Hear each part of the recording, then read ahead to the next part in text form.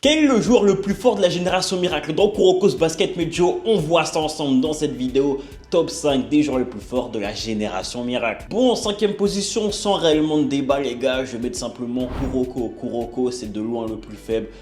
Il n'y a pas trop de débat, c'est un simple role player. 4ème position pour Midorima qui malheureusement est sous-exploité. Certes, il est très fort, très sous-coté, mais très sous-exploité.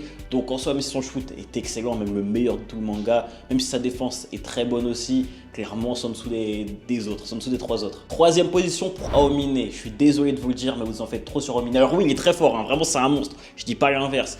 Mais clairement les gars, en fait, il est juste en dessous des deux autres sans tellement de débat. Genre, il n'y a juste pas de débat. Il est juste moins fort. Il est très fort, c'est un bête de scoreur, mais il est juste moins fort. 2ème position pour Murasaki Bara qui est tellement trop sous-coté, mais genre trop sous-coté. Les gars, Murasaki Bara, littéralement, en fait, c'est le joueur qui est injouable. Il est injouable. Offensivement, il est inarrêtable. Défensivement, il est impassable quasiment. Les gars, on parle d'un joueur qui a une mobilité de fou pour son 2m13, je crois, quelque chose comme ça. En fait, il est juste injouable. Juste, il est tout le temps nerf, vous connaissez. On l'a bien vu dans le film, lorsqu'il est déchaîné, lorsqu'il ne se retient pas.